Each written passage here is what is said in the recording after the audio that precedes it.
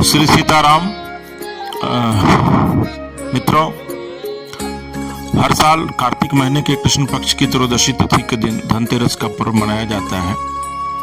और इस बार धनतेरस आप कब मनाएं, धनतेरस का शुभ मुहूर्त क्या होगा, धनतेरस में आप किस चीज़ की खरीदारी करें जो आपके लिए बेहद ही शुभ हो। क्योंकि ये कहा जाता है कि धनतेरस में बेसिकली आप अगर देखेंगे तो ये भगवान धन्वंतरी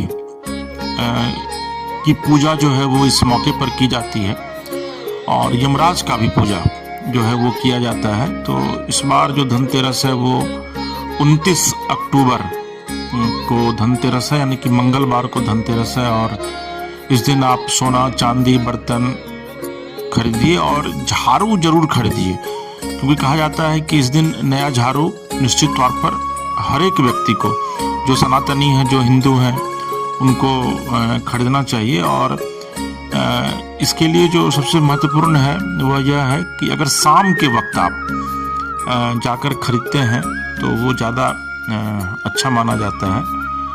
और अगर आप शुभ मुहूर्त की बात करेंगे तो देखिए, कार्तिक मास की शुरुआत जो है वो 17 तारीख को हुई है, और कार्तिक मास के कृष्ण पक्ष की त्रयोदशी को धनतेरस मनाया जाता है, जो कि इस बार 29 अक्टूबर को सुबह 10:31 से शुरू होगा और 30 अक्टूबर यानी बुधवार को दोपहर के 1:15 पर जाकर के ये समाप्त होगा।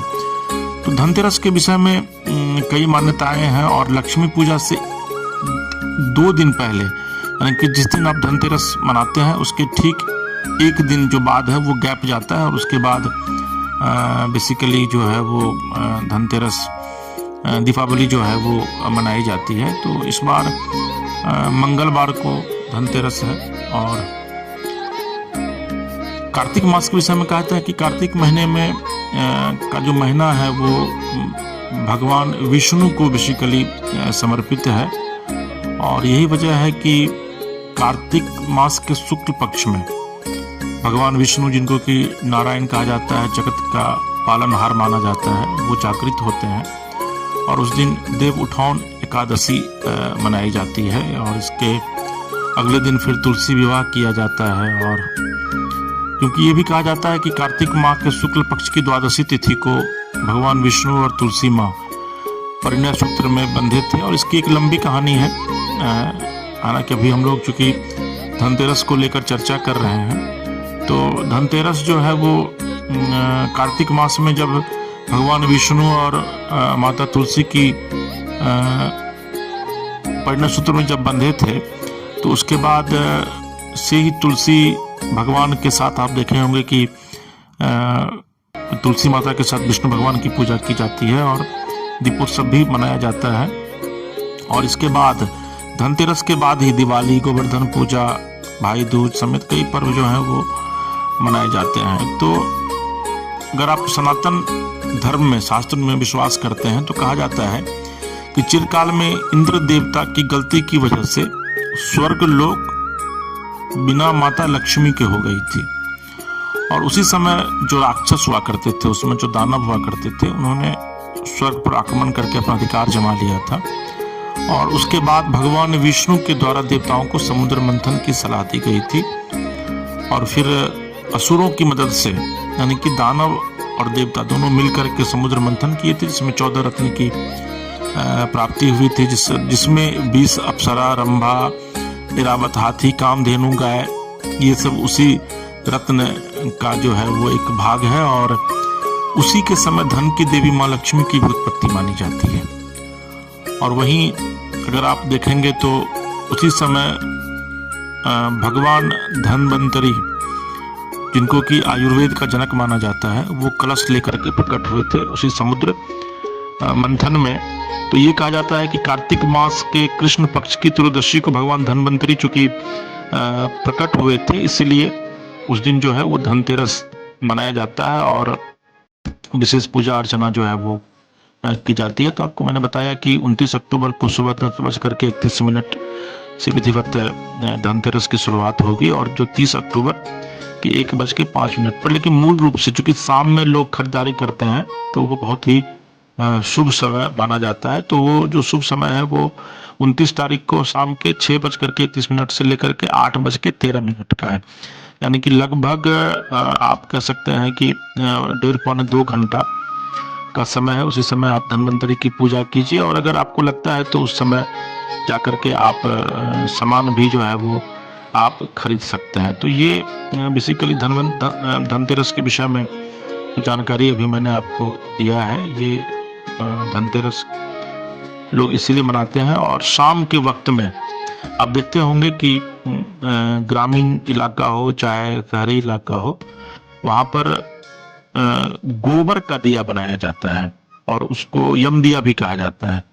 तो उसको आप घर के बाहर अपने गेट पर नहीं बल्कि कैंपस के बाहर जाकर के उसको जला करके रात में जिस समय आप सोने जाइए उस समय उसको जला करके वहां छोड़ दीजिए। और अगर आप घर में दिया जलाना चाहते हैं तो 13 दिया जो है वो मुख्य द्वार पर, और 13 दीपक जो है वो भीतर में यानी घर के भीतर जो है वो आप जला करके निश्चित तौर पर रखिए। कहा जाता है कि माँ लक्ष्मी की कृपा जो है वो बरसती है और धन्वंतरी जो भगवान है वो बहुत ही खुश होते हैं। इसके साथ साथ आप चाहें तो भगवान धन्वंतरी के अलावे माता लक्ष्मी, कुबेर की भी पूजा कर सकते हैं। और ओम श्री कुबेराय नमः ये बहुत ही अच्छा मंत्र है भगवान कुबेर का। और धन के देवता जो है वो कुबेर हैं और देवी जो है वो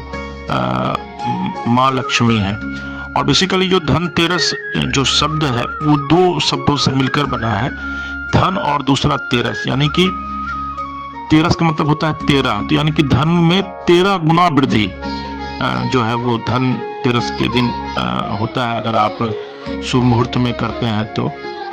इसके साथ साथ आप यह कोशिश जरूर कीजिए कि नए नए कुछ सामान घर में खरीद करके निश्चित तौर पर लाइए, वो बहुत ही महत्वपूर्ण है। और उसको 1 साल तक जो है वो उस बर्तन का आप यूज भी कर सकते हैं। धनतेरस में पूजा करने के बाद खास करके माँ लक्ष्मी की पूजा के बाद जो है वो आप उसको यूज कर सकते हैं।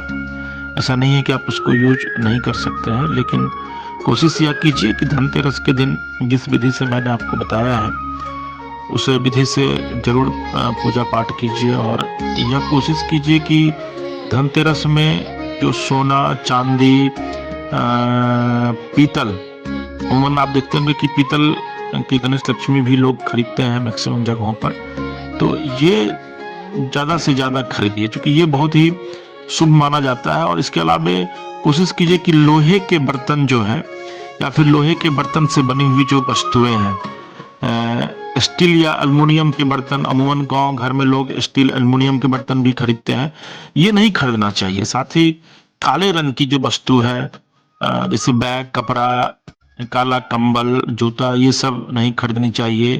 कांच की वस्तु जो है वो नहीं खरीदनी चाहिए। इवन की कांच की जो सजावट के जो वस्तु होते हैं वो भी नहीं खरीदनी चाहिए। चाकू, कैंची, सुई या फिर कोई नुकीली वस्तु जो है वो नहीं खरीदिए। हाँ, लेकिन ये जरूर कोशिश कीजिए कि अगर आर्टिफिशियल ज्वेलरी, अगर सोना चांदी आपके को खरीदने की क्षमता आपके पास नहीं हो तो आप आर्टिफिशियल ज्वेलरी भी जो है वो कहा जाता है कि लोगों को नहीं खरीदनी चाहिए। लेकिन अगर आपके पास पैसे नहीं हैं और आप अगर नहीं खरीद सकते हैं सोने चांदी या फिर पीतल के बर्तन, तो आप आर्टिफिशियल ज्वेलरी खरीद सकते हैं। ऐसा नहीं है, प्लास्टिक के बर्तन जो है वो आप कोशिश कीजिए कि हम ना खरीदें। लेकिन कोशिश ये होनी चाहिए कि सोने चांदी और तांबा की जो वस्तुएं हैं उसको खरीदें। और अगर आपके पास पैसे एकदम नहीं है तो गणेश लक्ष्मी की जो प्रतिमा होती है जो मिट्टी का बना होता है, कोशिश कीजिए कि उस प्रतिमा को जरूर खरीदिए, क्योंकि अमूमन लोग उसी को एस्टैब्लिश करते हैं अपने घरों में।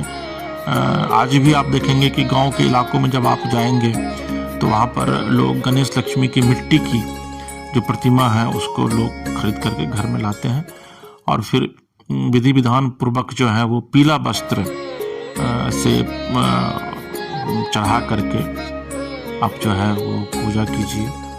देखिएगा भगवान धन्वंतरी की कृपा, माँ लक्ष्मी कुबेर की कृपा जो है वो आपके ऊपर बनी रहेगी। और इसके बाद बात कर लेते हैं प्रसाद की, कि आप प्रसाद जो चढ़ाएंगे, माँ लक्ष्मी हो या फिर भगवान कुबेर हो या फिर धन्वंतरी, जिनकी भी प्रतिमा आप घर में लाते हैं या फिर तीनों की प्रतिमा लाते हैं, तो इसमें जैसा मैंने आपको पहले भी बताया कि सबसे पहले भगवान गणपति की पूजा करें।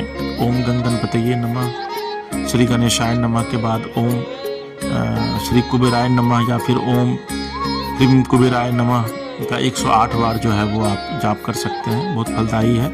और धन्वंतरी का स्तोत्र भी जो है वो आप पढ़ सकते हैं। इसके अलावा मिठाई और फल का भोग कोशिश कीजिए कि निश्चित तौर पर भगवान को लगाएं, क्योंकि माँ लक्ष्मी, धन्वंतरी और कुबेर जो है वो काफ़ी प्रसन्न होते हैं। और अगर आज के इस भौतिकवादी युग में सभी लोगों को धन की बहुत आवश्यकता है, तो बहुत ही निर्मल मन से पूजा कीजिए, प्रभु की कृपा आपके और आपके परिवार पर बरसेगी। साथ ही हमारा जो ये चैनल है मानस कथा रामायण, इसको आप सब्सक्राइब कीजिए, लाइक कीजिए, शेयर कीजिए। और आप अगर अपने इलाके में निःशुल्क मानस कथा यानी कि रामायण का पाठ करवाना चाहते हैं, तो नीचे दिए गए नंबरों पर आप संपर्क कर सकते हैं। पूरी तरीके से आपके इलाके में जो मानस कथा है उसका पाठ जो है वो निःशुल्क कराया जाएगा। श्री सीताराम।